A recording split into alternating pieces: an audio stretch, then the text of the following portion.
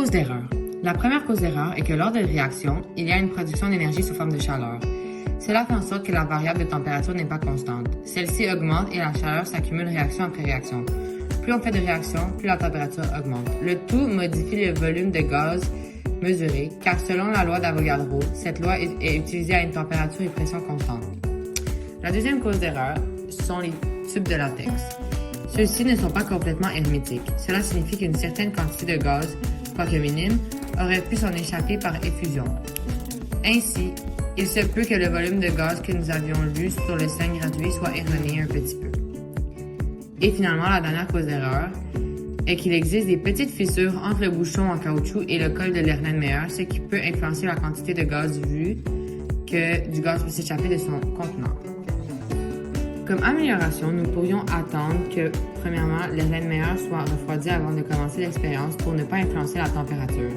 Ensuite, nous pourrions utiliser un tube solide au lieu d'un tube en latex pour connecter le bac à récupération de gaz et l'Erlenmeyer. Et pour terminer, nous pourrions utiliser un bouchon qui couvre le col de l'Erlenmeyer pour permettre au moins de gaz de s'échapper. La conclusion. Nous avons atteint le but du laboratoire qui était de déterminer les effets de différents facteurs sur la vitesse de réaction.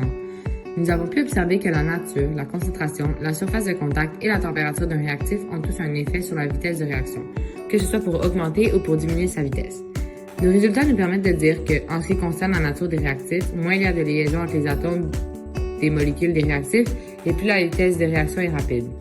Pour ce qui est de la concentration des réactifs, lorsque celle-ci est plus grande, la vitesse de réaction est plus rapide. De même, plus la surface de contact entre les réactifs est grande, plus la vitesse de réaction est rapide.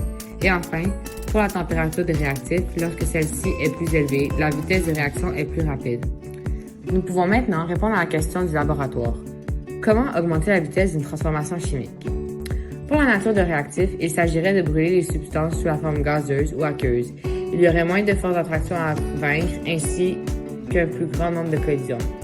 Pour sa concentration, en augmentant, la vitesse de réaction augmenterait aussi, puisque plus grand nombre de particules résulterait en plus de collisions.